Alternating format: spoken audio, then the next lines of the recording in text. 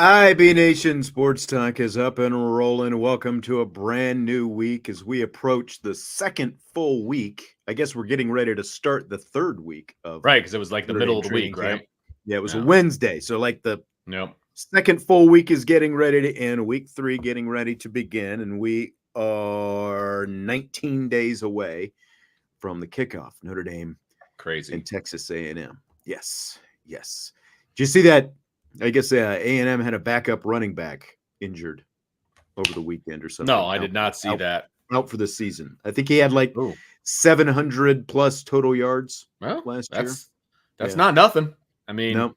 that's a legit loss because no team is going to be able to roll with just one running back. So Yeah. that's a legit loss. So each team with a legit loss so far. I would say yes, but Notre Dame's is bigger. Probably so. But Probably so. your point is taken. Yeah. So when are you officially back in school during the day, by the way? I know that's coming here pretty soon. It is Wednesday, actually. Okay, so very soon. Yeah, Wednesday morning, I am back in the thick of things. So that's when I get back on my normal schedule. So one more afternoon show to go, which would be tomorrow. And then back to my normal evening schedule. And then we're going to do some Saturdays, I guess, before the season starts. And then, of course, Saturdays are going to be taken up by games and post-game shows and pre-game shows and all that fun stuff. So we're getting ready to roll it in here, man. And, of course, me going back to school means high school football season is right around the corner, too, which I'm pretty pumped up about. So, week from Friday, I believe, right? Yes, sir. Yeah, this coming Friday is the scrimmage, where, two high schools hook up and they get the controlled scrimmage going. And then the following week, man, it's for real. So really looking forward to that. Usually high school football is about a week ahead of college football. So excellent. So you'll be plenty busy. We're already getting plenty busier here, of course, at Irish Breakdown.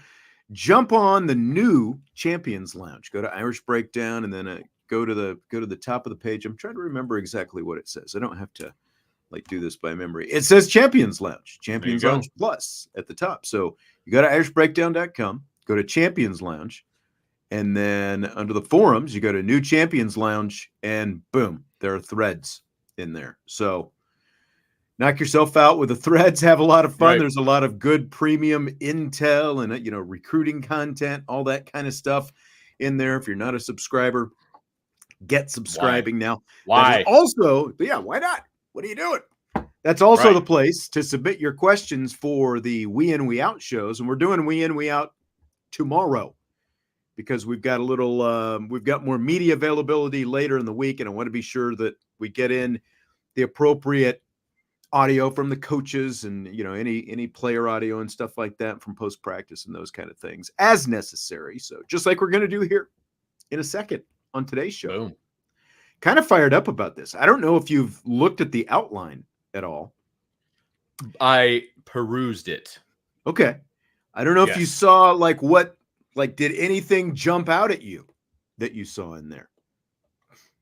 Not yet, although I will say that I have seen some quotes being bandied about from Max Bullough, which are very interesting about basically how he's ready to get this thing going. He's ready for games, basically, is what it sounds like. He's not just ready for games. There's a different philosophy that we're going to see with these linebackers this season. And that's and I got to stand there. Eric Hansen was there. Tim Priester came up. It was like the start of it. It was mostly Hansen and I kind of, firing off questions at Max Bullough and stuff like that. And some of the stuff he was saying, I should have been able to absorb more, but like me, it's like I hear and then I try to process, and you'll hear with Max Bullough. I mean, let's be honest. The guy talks 100 miles an hour. Yes, he does. And there's a lot of emphasis behind it, So some of the stuff wasn't sticking the way it should, but there's some really interesting stuff in here that we kind of get some follow-ups on. So we're gonna jump into it. Before we do that, I'll just remind you, as you're filing into the show, hit the like button, please and thank you. It's just that simple. Hit like. Spread the news. That's right. Right? Okay. So we got to talk to Max Bullough. And talking to him, with him was a lot of things, and lightning was at the top of the list. So ton of different things came out, so many. Like I said, I had a hard time, kind of deciding where to start. So we're just going to start with this. So one of the early questions that came up, have any of the spots been locked down for the linebackers? There, of course, are 3 linebacker spots. There's a Mike linebacker, there's a Will linebacker, and there is a Rover. Have any of those spots been locked down? Now listen, Vince, because it's going to come at you fast and furious. Okay, I'm ready. Don't miss anything. We got 5 guys that are rotating like starters. We go 1s and 2s at practice, but we don't have 1s and 2s in our room. I got 5 guys that are playing equal. We're rotating them, and different guys start the period every day, and that's been the best thing for our room. That's been the best thing for us. So you got that? Yes, I did. 5 guys. We're not talking 1s and 2s. We're rotating 5 guys evenly. And now, again, like that came up early. And so kind of hearing that, it's like, okay, so are you sort of experimenting still? Is that the deal? Kind of tell me what you take when you heard that. It sounds like he's counting on 5 different guys to give you good quality snaps, is what it sounds like. I mean, he was very adamant. He didn't really beat around the bush. That's for sure. He's like, I got 5 guys, and those are the 5 guys that are going to play.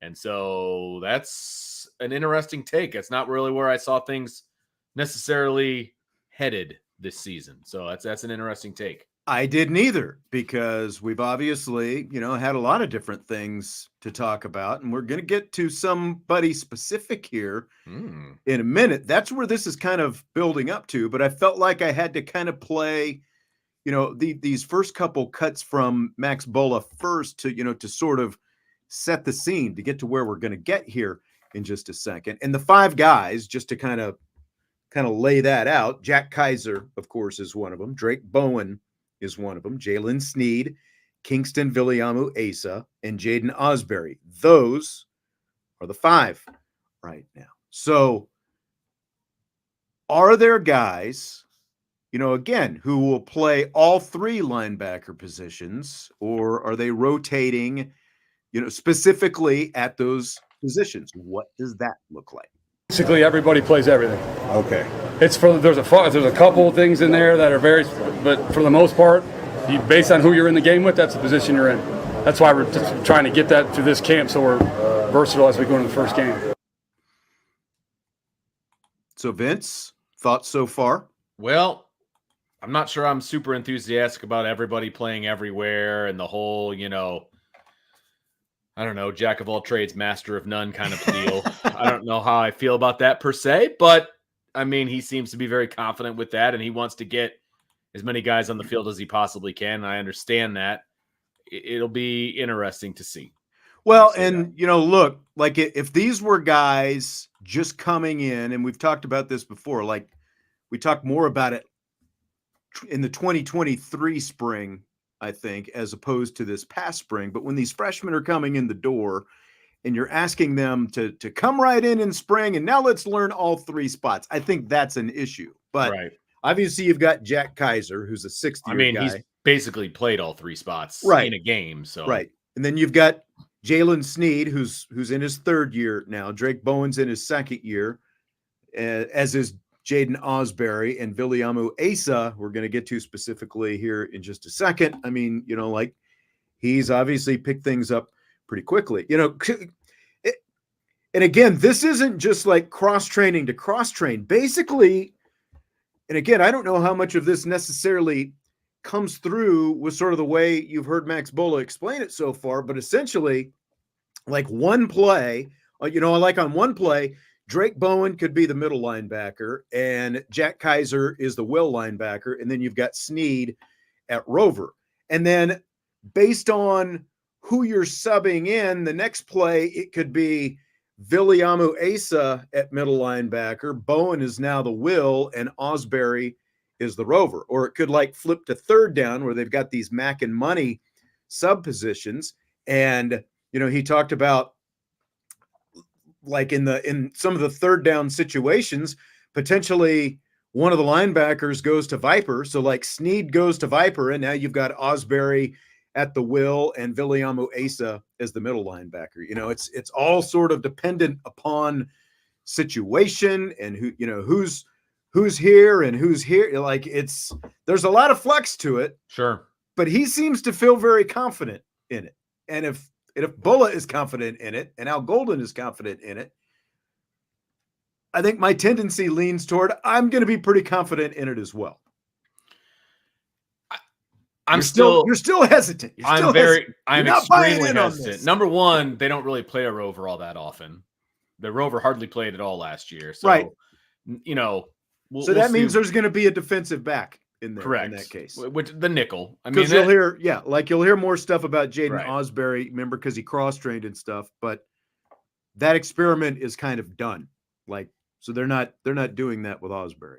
Right. And I totally understand that. So I need to see some things from certain guys to believe that they can just randomly sub evenly all 5 spots. Like I don't, or all 5 guys into 2 to 3 spots. Like I'm not necessarily on board with that at the moment, but I'm not there. I'm not at practice. And so maybe, you know, for example, maybe Jaylen Sneed has taken a massive step forward and now he can be trusted to play multiple positions. Okay. Maybe KVA is further along than your average freshman, you know, from a technical standpoint. Because in the spring, there were times where he looked absolutely lost out there, right? And, you know, and Jaden Osberry has really only played rover. And so now you're talking about moving him inside. I'm not sure he's got the size to be inside, but maybe that's in like a nickel situation. Well, see, and that's where, you know, again, sure. that's where I think that comes in. Like if Osberry is going to play inside, I think it's going to be more in those situations where he can cover space, basically. Like he and KVA next to each other in those nickel packages, which we've got to see some glimpses of, you know, in different practice viewings so far. Again, not a ton of live stuff, but we've seen him do pass rush stuff. That seems to be one of the, to me, it's a very enticing possibility. You know, it's interesting. Yeah. I don't know how I feel about having, because, well, you don't want Osberry playing the nickel, obviously. Him as a will linebacker and able to cover space as a will linebacker, I feel a lot more confident in that than him covering a little slot receiver, basically. I need to see those 2 young guys being in the game at the exact same time in big money downs, like a dime package or something like that. That scares me a little bit, to have a second-year guy and a first-year guy in the game at the same time. I'm not going to lie. That worries me. But again, Max Bullough has a lot more experience coaching linebackers than I do. I'm just very curious to see what the confidence level is when he's not standing in front of the media, to those 2 young guys being on the field at the same time. I've sort of like played out in my mind how I thought this show might go today. And I've just got to say, you're kind of, you're, you know, you're whizzing all over my Wheaties right now. Am I a Debbie Downer on this? Yes.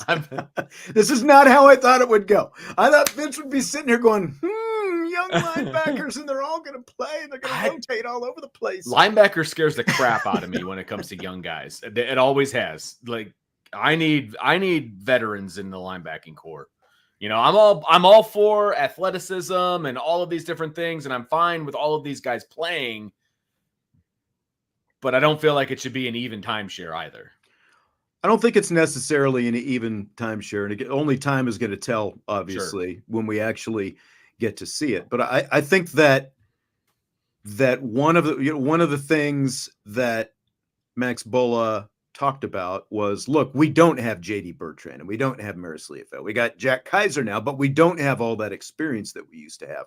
Right. So for this linebacking core to work, because there is so much youth and upside, and by the way, I see some of the Kyngstonn Viliamu-Asa comments popping into the chat. We're going to get specifically to that here in just a second. But I think that what they want to do with this is essentially try to play to the strength of each linebacker as much as possible.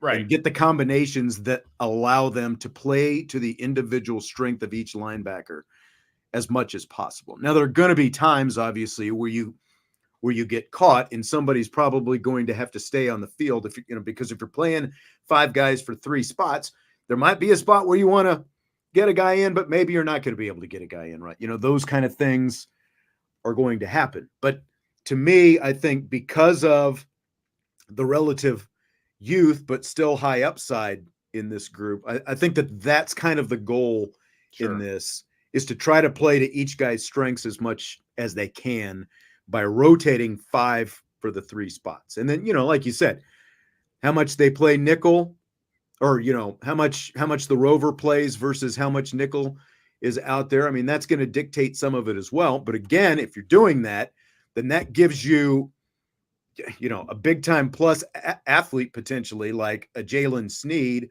to play that Viper position. And what's one of the bigger, concerns that people have? What's going to come out of that Viper position? What exactly is that going to give them? And I think that gives you the ability, and even, maybe Kyngstonn Viliamu-Asa is over there as well because of how, the upside that he's shown with his pass rush and all that kind of stuff. So,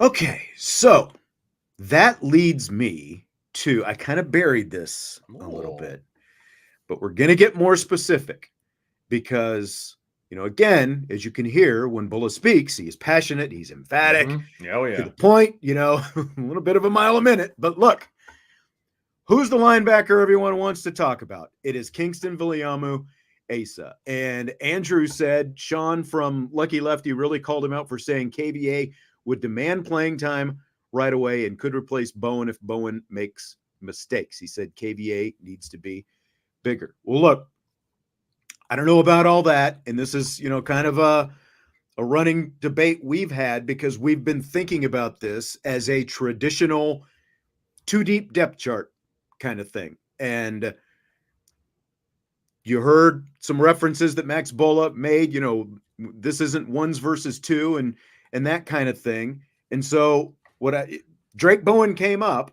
And so then I asked Bullough specifically if Kyngstonn Viliamu-Asa is pushing Drake Bowen to have the number 1 middle linebacker spot. And here is Max Bullough's direct response to that.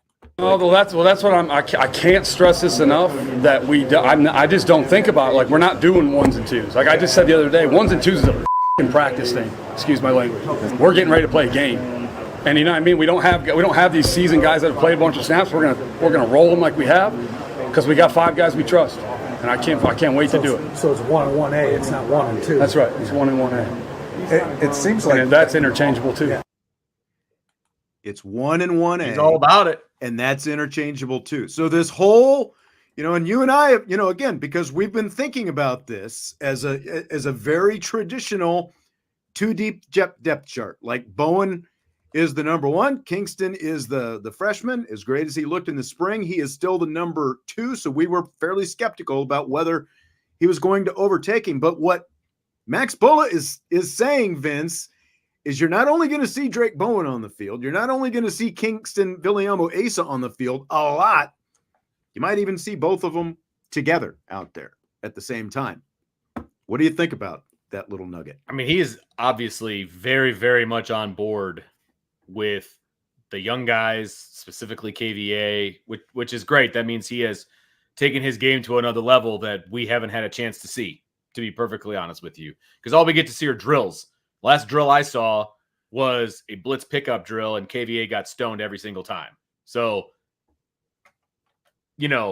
I need to see more, and I'm not going to be able to see more until I see a game. I love the fact that he's all on board with these 5 guys. I love it. He's obviously very confident in all 5 of these guys. He's going to, hopefully put guys in and accentuate what they do well and all of those different. I think that's awesome. If they can make that happen, that's great, because that means you've got depth. That means that they've got trust in all of these guys, and that means, everybody's concerned about the heat and everything else down in Texas. Well, if you're rolling 5 guys in and out for basically 2.5 positions, I don't see the heat being a problem at that position. And so I think that, look, everything he's saying can only be a positive for Notre Dame if everything that he's saying is 100% accurate, right? And I don't know why. Right. I don't know why he would lie to us. You know what I mean? I mean, he's obviously a very enthusiastic guy, and that's awesome. But it's still a bit of a wait and see for me, but I love his enthusiasm with where he thinks these guys are at. And again, look, he's out there every day. He knows what these guys have, and we're going to get to some specifics on Sneed and Osberry and some of these other guys as well. But I want to just play this one more time, so like people can kind of absorb it, because again, this was the answer to the question: is Kyngstonn Viliamu-Asa pushing Drake Bowen for the number 1 middle linebacker spot? Well, that's what I can't stress this enough, that I just don't think about it. Like, we're not doing 1s and 2s. Like I just said the other day, 1s and 2s is a practice thing. Excuse my language.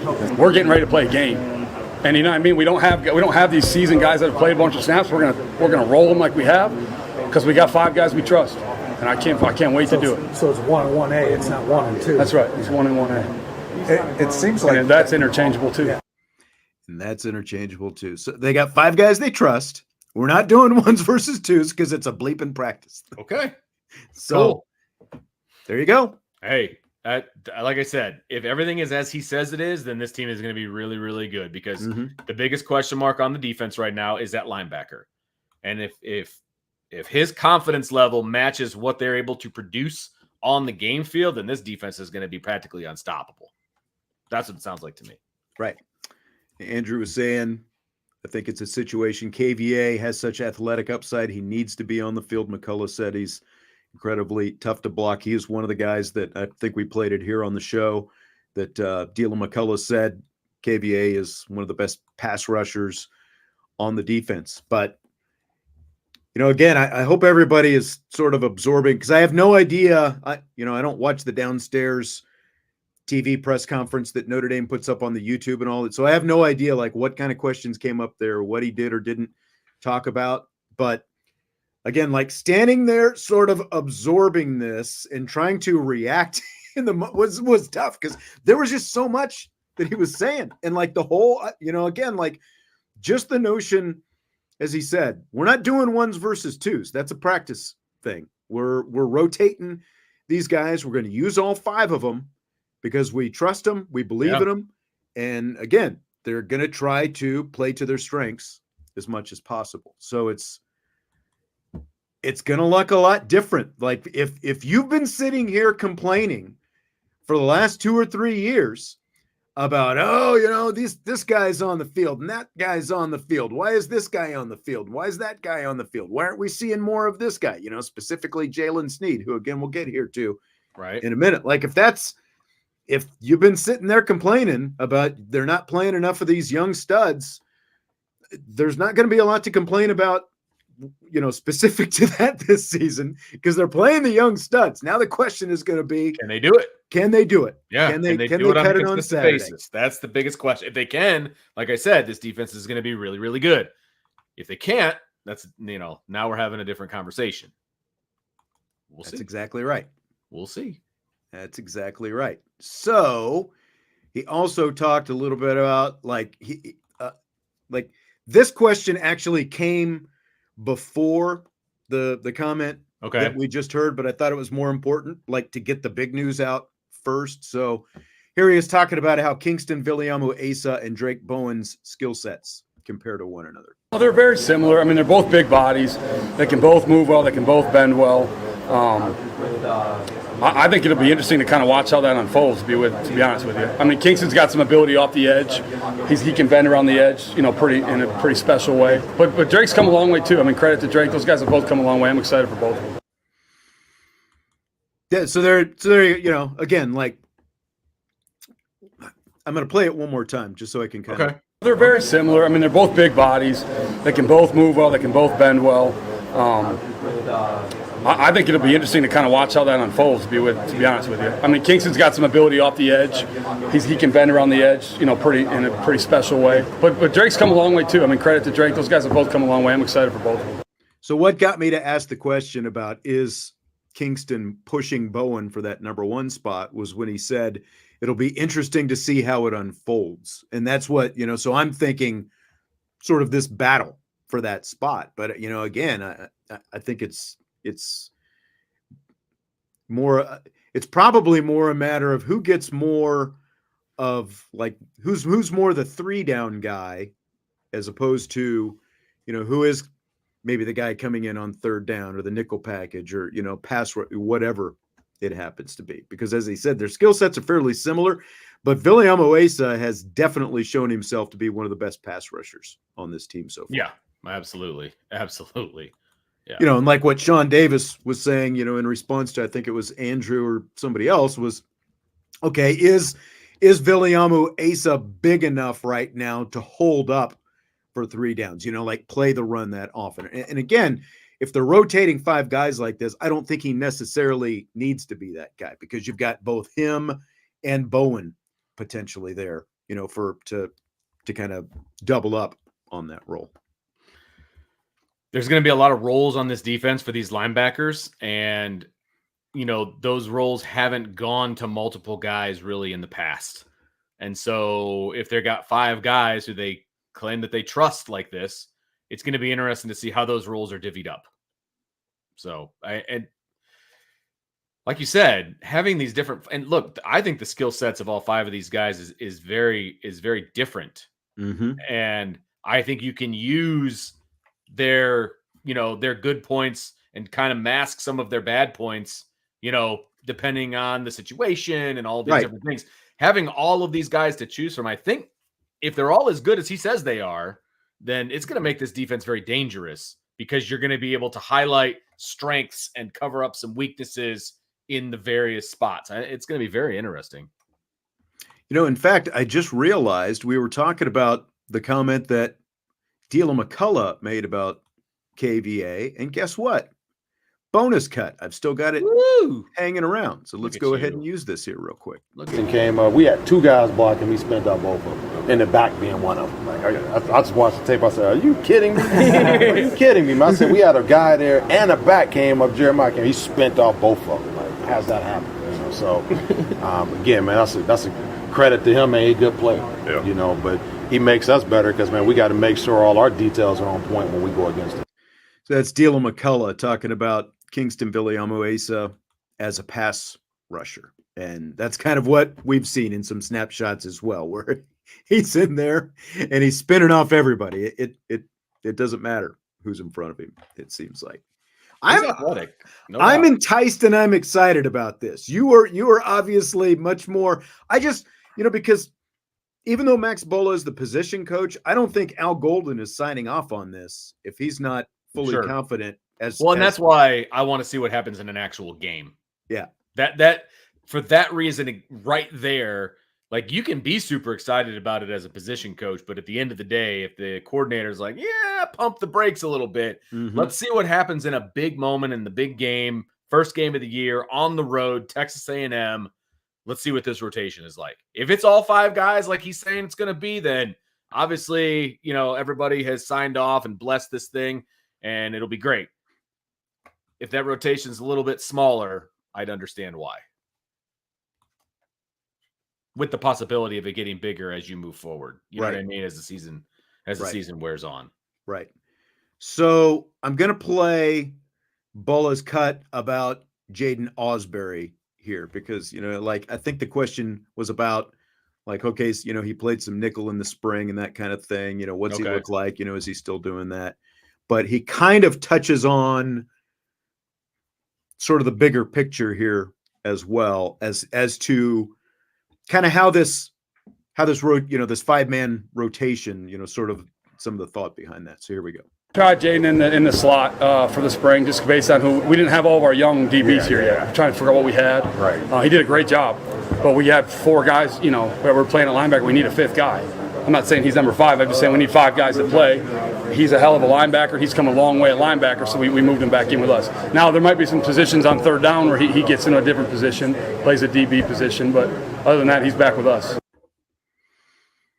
So Jaden Osberry, no more nickel. Again, he is part of the linebacker rotation. And again, what he said was they needed 5 guys to be able to make this happen. So it feels like he and Al Golden were probably talking about this quite a bit. Like, how do we attack this, considering we only have one really proven guy right in Jack Kaiser, and he's obviously been an undersized guy playing at Rover more, played the fewest snaps of any of the linebackers last year because of what you said earlier. The Rover came off the field so much last year, had a great efficiency rating, didn't play as much, but now he's over at will. That's really, a 6-year guy. That's really the only true experience they have because they got Bowen, Sneed, again, a guy who's been around a little bit, but not a ton of experience himself. Osberry obviously is not that experienced, and Viliamu-Asa has 0 experience. And so they needed 5 to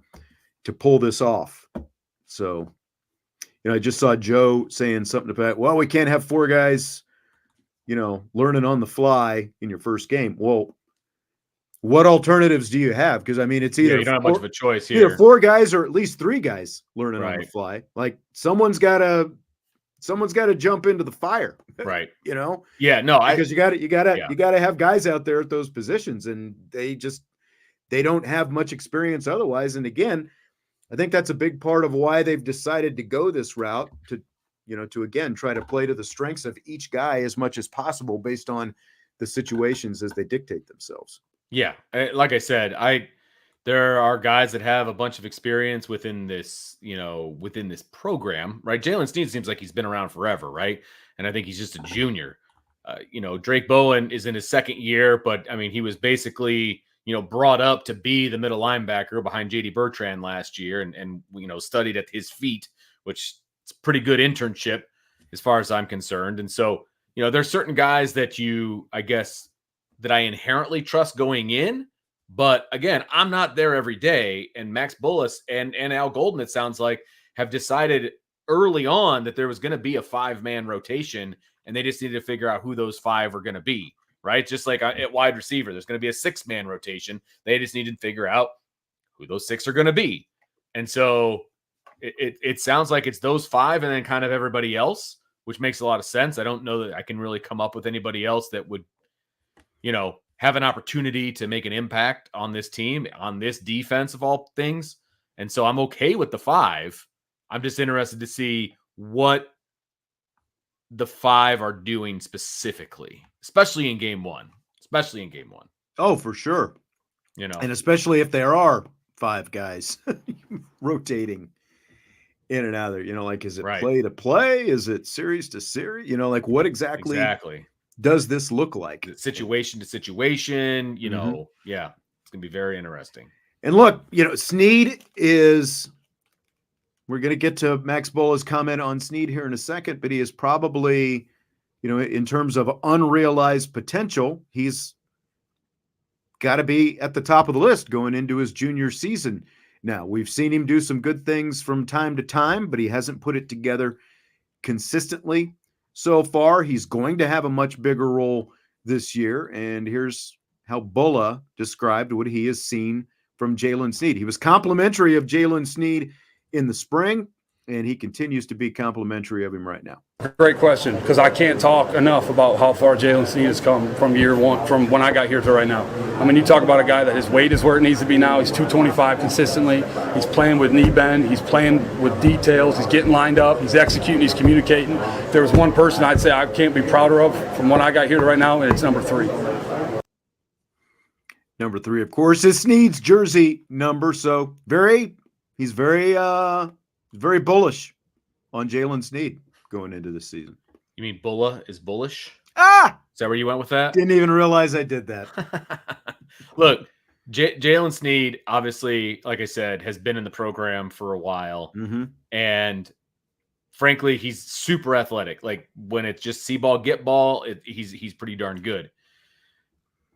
He just needed to be comfortable. And I will say he has been extremely comfortable out at practice from what we've been able to see. He looks like a different guy out there.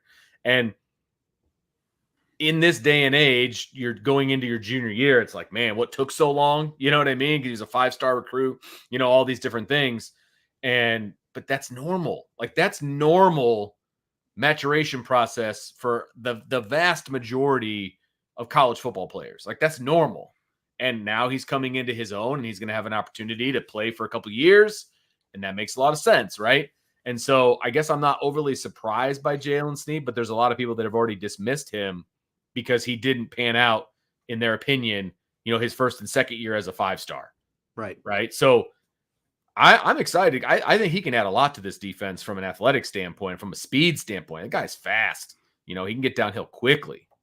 Yeah. The comment from Shamrocks and Shenanigans, Sneed should definitely get more reps as an edge rusher for sure, right? I mean, again, if you're talking about playing to the strengths of these guys, that would seem to be, especially when you get into those nickel situations like we were talking about, and like Bullough, you heard him talk about how one guy, goes to the Viper, basically. Sneed is the top option there, right? Because of the kind of body that he has, and because of the fact that he can get off the edge, with that's one of his great strengths. And so again, the whole idea behind this is play to the strengths, and so I think that makes a lot of sense. Andrew said Brian revealed new information on the show last week that Sneed almost left the program in the offseason.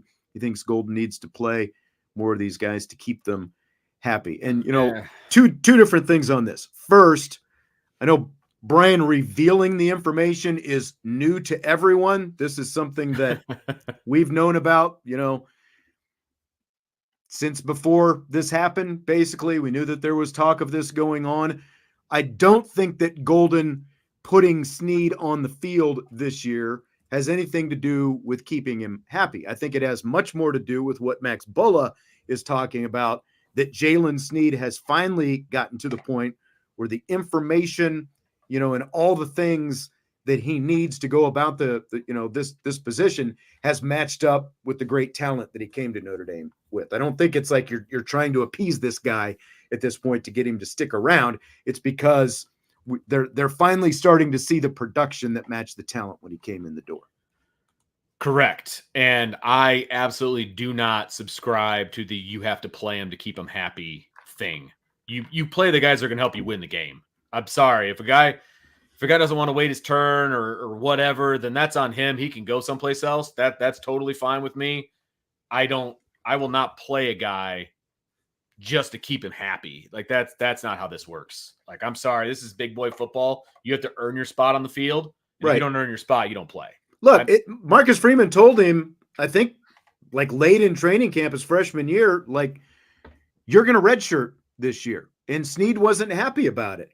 And I think that Marcus Freeman has talked to Sneed wasn't happy about it, but he obviously found a bigger role last year. He played a lot of special teams. He got on the field in some situations last year as well, but they weren't just doing it to keep him happy. They were doing it because he showed that he could fit into some different situations like that. And now a year later, he's had a really good spring.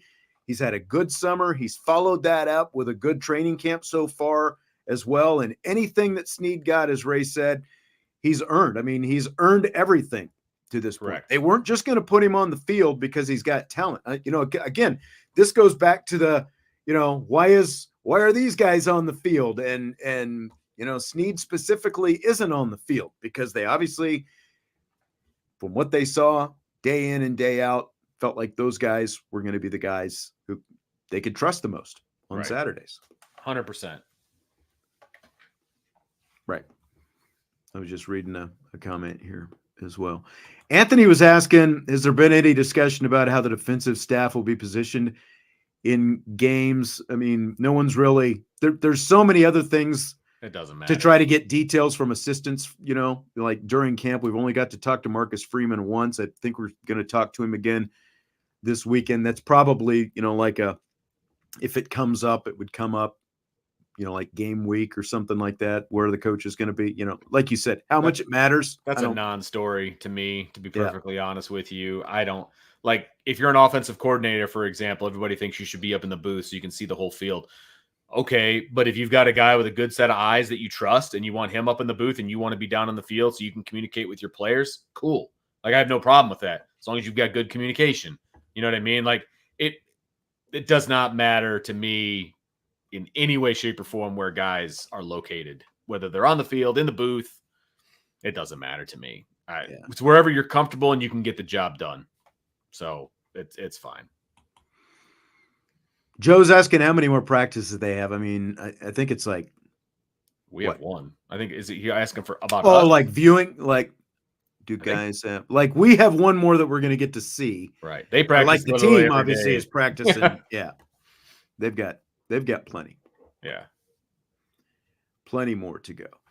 So again, I think that's really interesting. And I toyed with, like kind of waiting to see what the former linebacker Jesse thought about this. And we'll probably talk a little bit about tomorrow I'm sure as he well. got But his opinions. I thought that you would be, again, one, I thought you'd be a little bit more enthused about this whole thing. I'm nervous, Sean, is what I am. I am officially nervous. That's where I'm at. And I always hope to be proven wrong in a positive way when it comes to Notre Dame, but I am very, very nervous about just the shuttling in and out of guys and things like that. I'm nervous. I'll be the first one to admit it. Okay. All right. I can live with that. I can live with Vince's nerves. I'm far more excited about this. Yeah, than you I am are. nervous. And I think a big part of the reason why is, look, I've always kind of tamped the brakes on freshmen, regardless of recruiting rankings. Yep. Like see Jaylen Sneed, see Deion Colsey as examples. Sure. And I was like that with Jaylen Smith as well. But Jaylen Smith came in day one and he played a lot. Now, again, there were a lot of people who would say, well, he should have played more. He should have played, like he played out of position. Some of those things are true. But the bottom line is he came in as a true freshman and he lived up to the billing for the entirety of his Notre Dame career. I've been a little bit hesitant with Viliamu-Asa, but in the small snapshots that we've seen, he's done nothing but excel. And if he's done that in those viewings, and then you hear the things that Max Bullough was saying about him, like he's again, Bullough's bullish on KVA. If he is, because I think that, everyone trusts Max Bullough's opinion on these guys. And so if he's that high on him and he has the confidence that Viliamu-Asa can go out there and do it, and again, like what's it going to look like between him and Drake Bowen, then I've got to feel pretty confident about it as well. Yeah, I mean, I can only trust what he says. We literally have never seen them run team in full pads. And we're not going to until everybody gets to see them running team in full pads on August 31st. You know what I mean? And so we have to take his word for it as the linebacker coach. And I don't always want to defer to the coach, but he's got way more data than we do when it comes to how these guys are doing. And if he says there's going to be a 5-man rotation, let's see it. Yeah. Andrew said the confidence to rotate is a validation of good recruiting. I will buy in on that. And that was there. And Bullough talked about that as well. I don't have that specific cut, but that's part of it as well. And the fact that, look, what this plan shows is if you can cut it, you don't have to stand around on the sideline for a year or two. You'll see the field.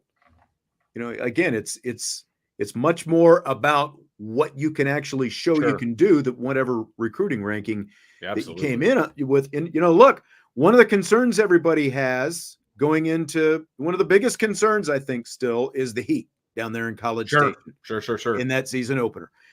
You've got a defensive line that's going to go 11 or 12 deep.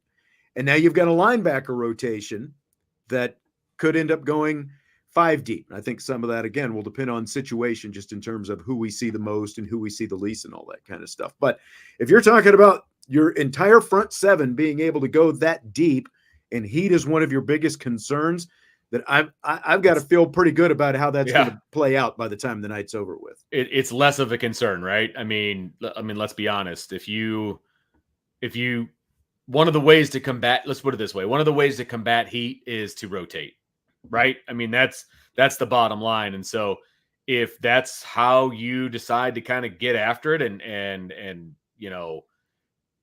combat the heat, because it's not like you can go down there, like somebody on the board mentioned you should go down there a week ahead of time and practice down there in the Texas heat and all this other stuff.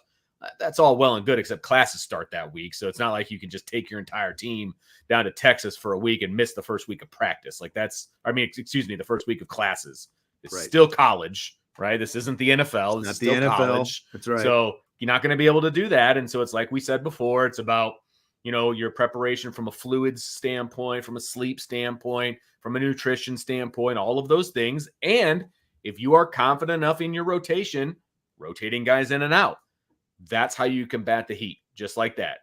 And so if they are that confident in the linebacking core at that position and they can go 5, that's only going to help them in the Texas heat on August 31st. Absolutely. So that part I am very happy about if on. everything plays out the way they say it's going to.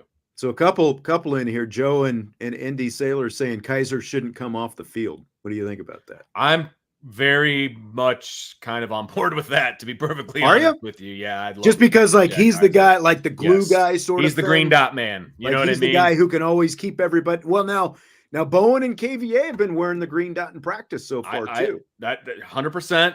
I don't know how I feel about a true freshman having the green dot. That's what I'll say. I don't think there. they'd give him the green dot if they know. didn't feel like he could I handle get it, that. but that makes me very, very nervous. And I, you know, like I said before, I've always sort of tamped the brakes Right. on the freshman, Right. but And I get everybody's excitement. He did enroll early, Sure. and the fact that they feel as confident in him as they do, I've got to trust that evaluation. Sure. So, Vince, are you ready for some rapid fire? Let's do it, eh? I don't know what the hell that was. I don't know what it was either, but I'm going with it. All right, let's just continue some linebacker talk. All right. So we heard from Max Bullough, linebackers coach, in the first part of the show. So here's a reminder about what he said about Notre Dame's rotation this fall. We got 5 guys that are rotating like starters. We go 1s and 2s at practice, but we don't have 1s and 2s in our room. I got 5 guys that are playing equal. We're rotating them, and different guys start the period every day, and that's been the best thing for our room. That's been the best thing for us. All right, and again, it's not just going to be a practice thing. That is going to carry over into the games as well. 5-man rotation. So my question to you, Vince, who's going to be Notre Dame's leading tackler this season? Look, I'm still bullish on Jack Kaiser being the leading tackler. I think when he's on the field, he has a nose for the football. He's done this before. He's a 6th-year guy. I just think that he's going to be very much around the football. And I think at the end of the day, he's probably going to lead the team in snaps too. Lead the linebacking core in snaps.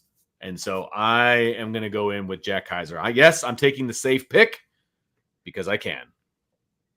I'm really I'm going back and forth, not knowing exactly what this is going to look like between Bowen and Viliamu-Asa. Like I go back and, is KVA still more the nickel pass rush guy, even though he's going to be on the field, versus is Bowen more the 3-down, more traditional middle linebacker type guy? But because those two guys are going to most likely be sharing more reps, I got to lean toward Kaiser as well, because I do think that he'll end up being out there on the field the most. I think that those two guys are going to be really productive. Oh, yeah. Though, and It's going to be a lot of fun to watch. But I think that Kaiser is just going to be that kind of down and dirty, do the grunt work, do the dirty work, hold things together.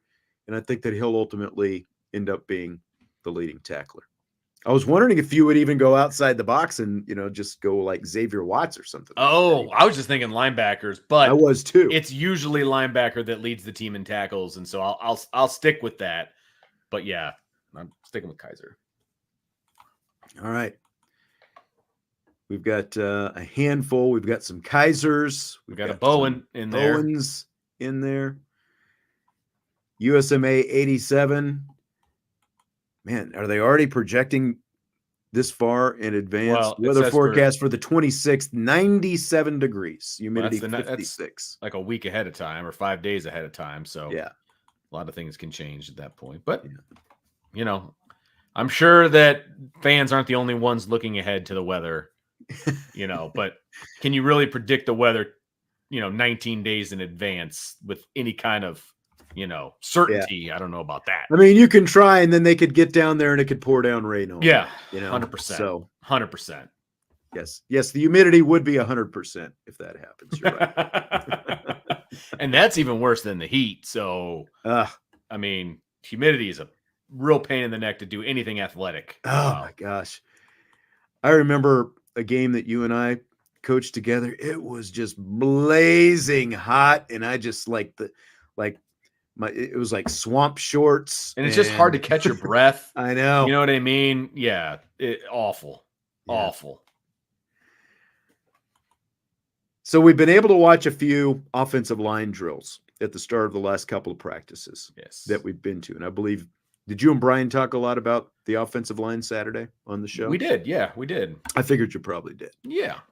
So after watching those drills, scale of 1 to 10, how confident are you, Vince, that the tackle combination of Tosh Baker on the left and Emil Wagner on the right is the team's best option right now? 10. A 10. 100%. Look. You've already swung quite a bit on this then, just since watching a couple practices, right? Yes and no. You said best option to start. Right. I think that they should be rolling in some other guys and just getting some opportunity. Okay. And they're not doing that. But to start at Texas A&M, yes, I think this is the right combination to use. I mean, right now your backups are 2 true freshmen. You got Anthony Knapp on the left. You got Gerby Lambert on the right. Those are your options right now. Now, if one of those guys goes down, is one of those true freshmen going to be the guy that they put in? I don't know about that, but hopefully they don't have to figure that out anytime soon. So as of right now, yes, Tosh Baker on the left, Wagner on the right. That's the best option that they have right now, and that's absolutely what they should be going with in game 1. Because the most basic thing is, can you line up right? Can you get off at the at the right snap? Like all those little things, those 2 are head and shoulders ahead of anyone else. Yes, who we've seen put out there at those tackle positions. Agreed. The last couple of practices. Look, we witnessed. You and I were watching the offensive line pretty much the majority of the practice, and we saw guys getting corrected on how to line up, and we saw guys getting corrected with steps to take. And, all of those things. And a lot of it was the younger guys getting those corrections, right? Right.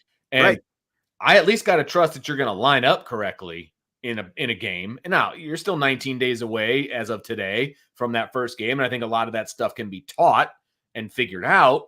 But as of right now, those are your 2 best options. And to be honest with you, Sean, it's not that close right now. From what we've seen, it's not. No, it's not. Close. It's not close at all. Right. And again, that's why I think they're going with what they've got right now. Now, that doesn't mean that someone else might continue to develop.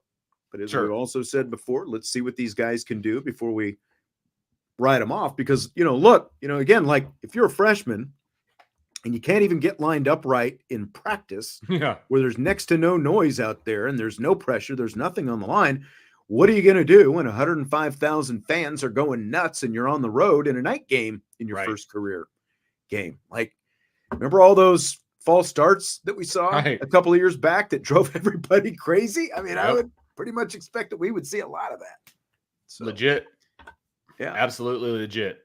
Yeah. Andrew says, too bad Fisher went pro. That really threw a wrench into the tackle situation. Look, I still think, one, Fisher was drafted in the 2nd round, so I mean, can't be all that bad. I do think if he had stuck around, he could have been a 1st-round guy next year. And yes, Notre Dame's offensive line situation would be in a much different place right now had he stayed for 1 more year. I completely agree with that. We all said that he should have stayed, and I was shocked, to be perfectly honest with you, when he left. But I was also shocked that he was a 2nd-round draft pick. Mm-hmm. And I am not – he would have had to have one hell of a season to boost his way into the 1st round. But it's definitely possible. He's got a lot of those measurables that people look for, right, that scouts look for in the NFL. He might have been able to boost himself up, but 2nd round might have been his ceiling. You know what I mean? Regardless. And so I guess the way it went, you have to say he probably made the right decision. Yeah. But for Notre Dame, it would have been great if he came back. It would have been great. No doubt about that. Shocked he went in the 2nd round, man.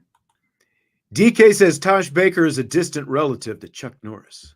Really? Friggin' Chuck Norris. Well, if that's the case, then they clearly made the right decision. Thank you, Chuck Norris. Do you remember that? Oh, that's great. Dodgeball? Yes. I do. Thank you, Peter. Friggin' Chuck Norris. All right.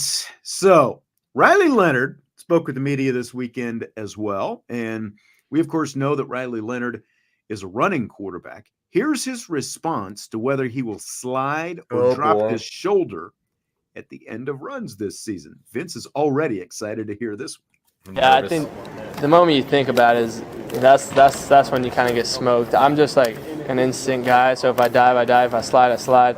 I'm probably more of a diver because nowadays, like if you watch a game and you slide, like they'll mark you, like you'll lose a good 4 yards, 4 or 5 yards every time you slide feet first. So I'm just instinct, just feel the game out, not think too much about it.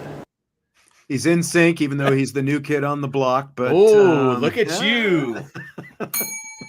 Thank you. Thank you Get the very bell much. for that one. He's a diver, though, Vince. He wants to go head first, apparently. I'm not surprised. Look, here's the thing. As much as I don't want him to get hurt, obviously. I mean, earlier today I named him my MVP. Like he is, if he goes down, that's going to hurt the team the most. Of any position on this team, if he goes down, that hurts the team the most. Okay? I want him to slide. I do. Yes. He's absolutely right about losing yards, number one. I get that. So, but here's the thing. If you've already got the first down, I don't care about losing 3 or 4 yards. I don't care about that, okay? If you are trying to get a first down, then, yeah, man, you got to dive head first. You got to make it happen. You got to do what you got to do. Here's the thing. A lot of times quarterbacks who slide, sometimes they get popped too because they are really opening themselves up when they slide back. You know, you get a guy who purposely or not purposely comes at you and just drills you right in the face mask. You know, yes, it's a penalty. Yes, you gain yards, but you also might lose your quarterback. So I trust his instincts right now because he is a physical runner. He wants to be physical. He wants to do all of these things. And look, man, you stand next to him like we get a chance to at practice. I mean, he's built much like bigger a brick than house. you think. Much bigger than you think He is bigger, wider. He's bigger, tall. Like he is put together, Sean. And so he's got the quote unquote armor. And I'm not overly worried about his wear and tear from sliding. So, dude, do what you do. That's what I would say. I don't want to take the aggressiveness out of Riley Leonard either. That's the other piece of it. I think the biggest thing is just be smart because, Right, you know, look, right. I think we're all, we'd love to put this guy in bubble wrap just because of everything that went on this offseason. But at the end of the day, for as much as he ran, he's gone head first. He slid before. He's done all these different things. And the play that he got injured on wasn't even a running play. Right. It was a sack in a desperation situation at the end of the Notre Dame game, obviously. So it's not like either one of those things caused him any injury. So you've got to trust that he's smart in those situations. And I think that's the biggest thing. Just be smart. Don't take any hits that you don't need to hit, to take. But be as smart as possible with what you do. And like Sloppy Joe said, I think a lot of people feel the same way. Mad that Hartman ran out of bounds on the 4th down against Ohio State instead of just diving forward. Sure. I agree with that, but I still say based on the replay and where the ball was when he went out of bounds, he got the first down. He got that first down, and that's why he ducked out of bounds because he figured he had it. He thought he had it. And he did have it, but that's a different conversation. But there's also a reason to follow. Look, you learn from your mistakes. Okay, you learn from experiences. The very next week, he lowers his shoulder against Duke, right? So, I mean, I of course, I don't like the fact that they didn't get that, but I also think it was a bad call. So I do too. Yeah, I do too. It's just every play that guy is out there running, I think everyone's just going to hold their breath all season long. You know, there's just no two way. Every time he takes a hit. Because like I said, if he goes out, that's a problem. You know what I mean? That's a problem. So I asked Gino Guidugli if Kenny Minchie and or CJ Carr have closed the gap on Riley Leonard's backup quarterback, Steve Angeli, so far in training camp. This is Guidugli's response. It's just a constant process, of trying to improve, right? They're all trying to reach their full potential, and the change in offense, right, is a chance for everybody to kind of reset. And this spring was kind of the introduction to the offense. You're kind of getting the base plan down. And now in fall camp, they're starting to learn the intricacies of it, like, hey, that's not a good concept versus this coverage. If you see that, get us to this. And they're being asked at the line of scrimmage to make decisions on concepts, on run schemes, and to me, that's the area they got to continue to grow. Is okay. Here's the offense. Here's the pre-snap look. This is my play call. I don't feel this is going to be good. What do I got to get to? And that's the area I'm seeing them take a step this fall camp. Is now like they have the base concepts down, and now they're starting to see the defense and understand like, hey, this may not be good. I'm going to get us to this. And they're making mistakes doing it, but that's the only way you're going to learn. So Vince, Oh my goodness. how are you translating that? That is the Sean Steyer's word salad right I there. was just getting ready to say there's a little tomato, there's some croutons, there's, Oh, that is hilarious. He basically said so many words to say nothing. he didn't want to answer the question. He did not answer that question. And what that tells me is those guys are closing the gap. Like, that's what that tells me. Maybe I'm wrong. Maybe I'm reading into it what I want to read into it, right? Which is definitely possible. I have a bias in this situation, but the fact, look, Steve Angeli is a good guy. They like Steve Angeli a lot.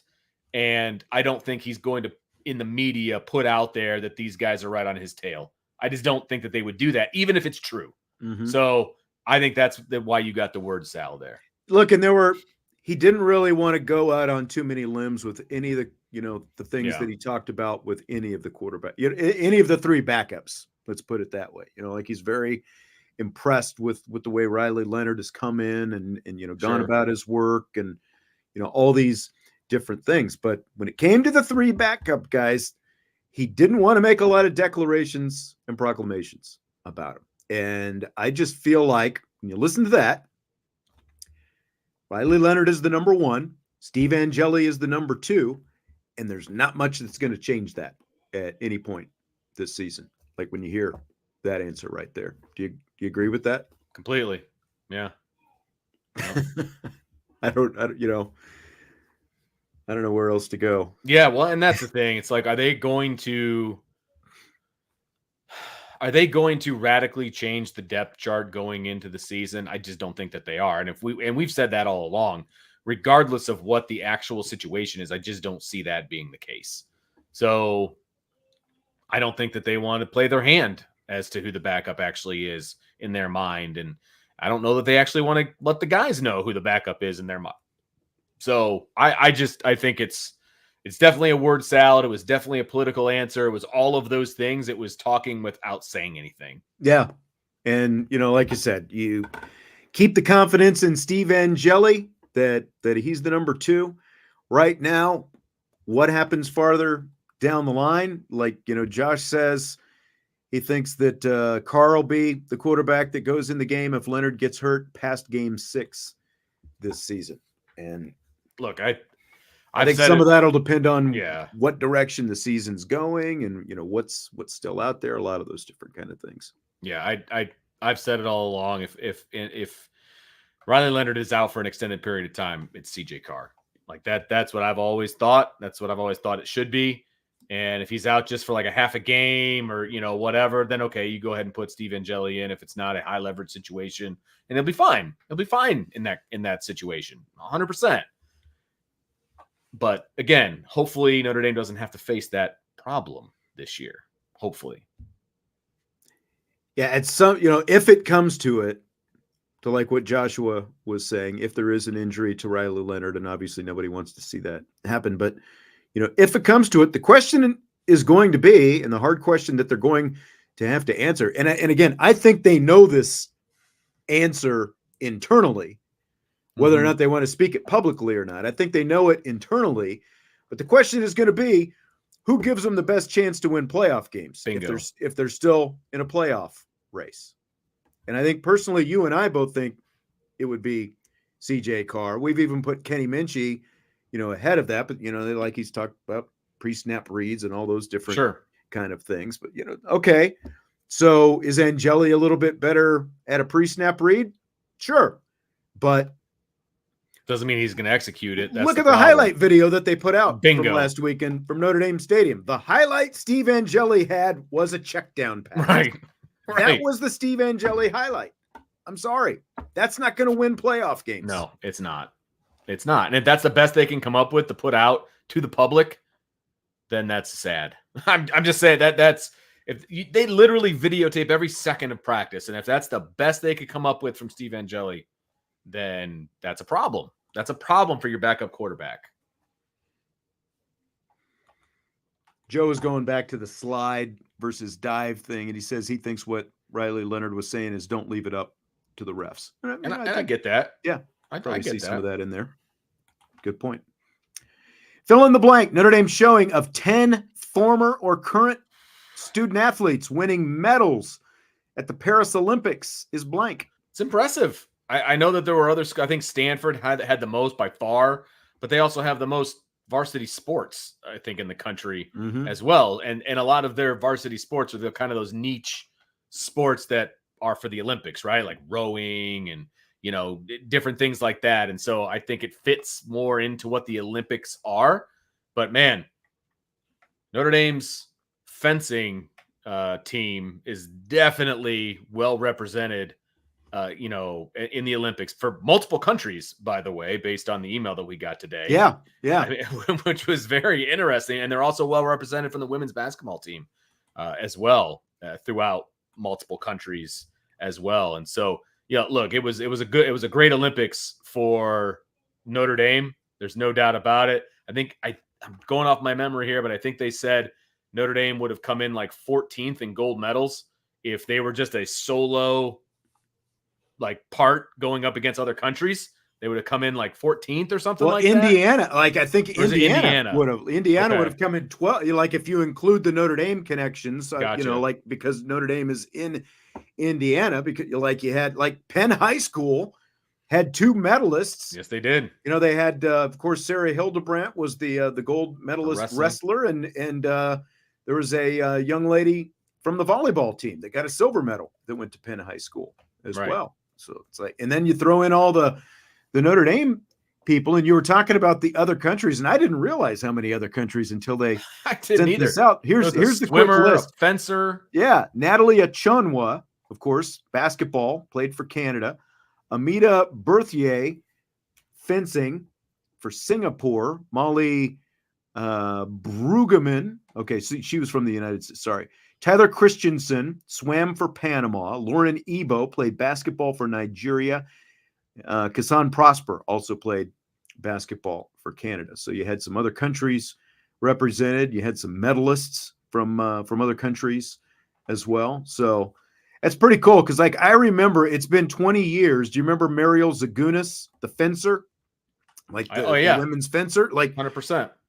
She won a gold medal in fencing out of high school before she was even a student at Notre Dame. And a week later, she shows up and she enrolls on campus, and they were doing, a photo opportunity. I remember the kids went over, Jesse and his sister Bailey went over and got it. It's Mariel Zagunis. That was pretty much it for Notre Dame. I remember, yeah, back then. So it's pretty cool to see this many win all these medals. I didn't realize until kind of it started to happen just how many Notre Dame people they had represented over there. So it's big time. Record setting, I think, as well.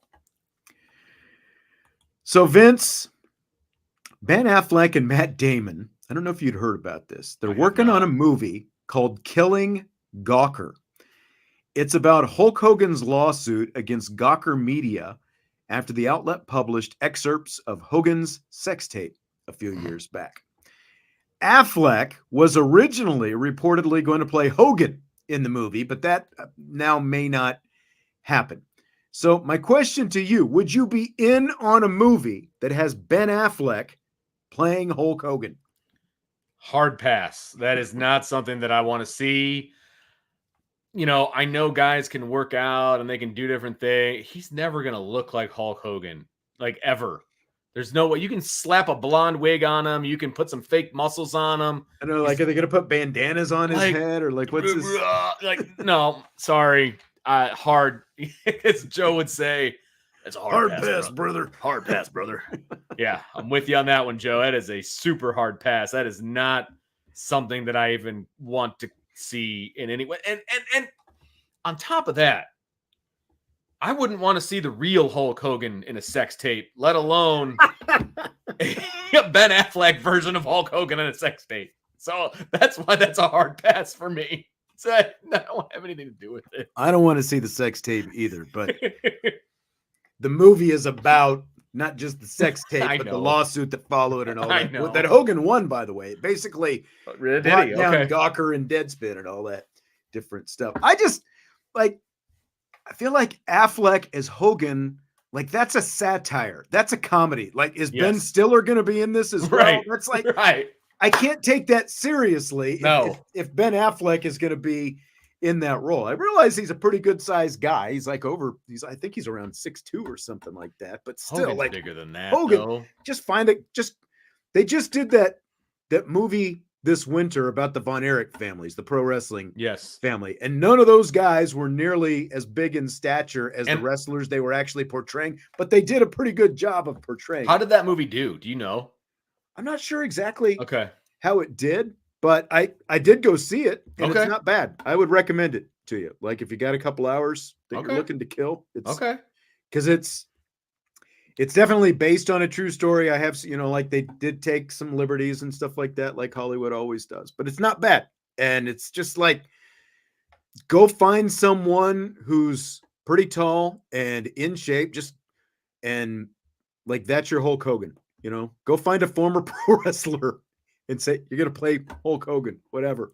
I just feel like Ben Affleck, there are better directions you can go to play Hulk Hogan. Is he than Ben really Affleck. struggling that badly to get parts or to find movies to produce or whatever? Like Affleck, like the roles that Affleck has done best, like Gone Girl, I think like The Accountant. The Accountant was good. The Accountant was good. The movie about the CIA guy that went to Iran to bring the hostages home. I can't remember the name of it now. I think he might have won an Academy Award for that, or the movie or whatever. But like the roles where Ben Affleck, do less, don't do more. Like that's where he's best. Exactly. That's his wheelhouse as an actor. 100%. 100%. That's actually not bad, Joe. Pat McAfee. Just have Pat McAfee play. He's got like the personality for it, I suppose. But would it still not be a comedy? Right. You know what I mean? Like, I just don't. Hulk Hogan is a bit of a comedy himself. So, like, how do you make a movie about him? And he's been extremely successful. Why not do a biopic of him? Right. I think that would be fascinating, right? Some of the behind the scenes stuff of how he created his character and, all of these different things. Like, I think that would be interesting. I don't need to. Why focus on the weird? Like, I don't know. Argo was the Iran movie. Thank you, okay. Southpaw 42.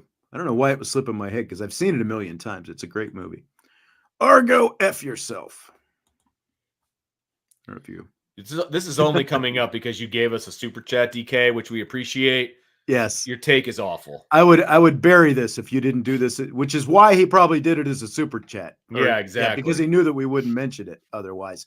DK says, speaking of movies, finally saw Maverick. Horrible movie. That's like, you've had, you came on strong. I feel maybe it's about a month ago with some takes. That's one of your all-time worst right there. That's a terrible take. It's a terrible take. Literally billions of people disagree with you. All right. Yeah, that's a good point. Literally at least 1 billion people have seen that movie. I might just go watch it tonight again. Right. The 8th time to spite you, DK. Yeah. Yeah. You tell them. All right. Well, that's going to do it for tonight.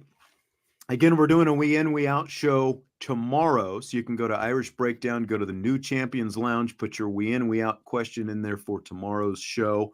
Already some good questions have shown up in there. Getting pretty excited. Ooh, okay. That. So okay. I'm just going to be enjoying my tomorrow. Last day with no full-time job. Good call. USMA87 says it's why Ryan Roberts is no longer with IB, right? I mean, that's the real reason. It We had to didn't get hurt. rid of him because Yeah, it you didn't can't hurt. have that kind of opinion. We don't condone those kinds of opinions. We tell you what to think, and you will That's right. think the way we think. You okay? will like Maverick. Jeez. Come on. National treasure. All right, hit the like Also a good button. movie, by the way. It is. I think that's an underrated Series. Nick Cage movie. That's an underrated twofer. I think Both you're of those right. movies were really, really good. Well, I know they made a ton of money. Yes, they did. And they've been talking about a third one forever, but I don't think it's ever going to happen. I think that ship has sailed. There's a little bit of a Nick Cage-assance going on. Is there? Right now with some of the stuff that he's done in the last couple of years. Maybe they hit that up and go for it a third time. Bring it back. I can see it. Was Diane Kruger in the second one? I don't remember. She was in both. Was she? It's been a while since I've seen the second one. The first one is the one that I remember the most. All right, well, that's going to do it for tonight. Again, hit the like button. Go to nice. Right there. Vince with an archaic DVD. That's right, because I used to show His it in hip class. That's why. Right there. This is my my former classroom DVD set. That was Vince's biopic. Like he used to see himself as Nick Cage running around with the Declaration of Independence, Oh, saving the love that world, movie. saving democracy. Love that movie. See, I got Glory. I got all kinds of good stuff in here. All right, got it primed. Just Yeah, in case you go substitute for a history class. I'm ready to just sometime. pop in the DVD and call it a day. That's right. All right, once again, hit the like button, all that good stuff. We'll talk to you tomorrow. IB Nation Sports Talk.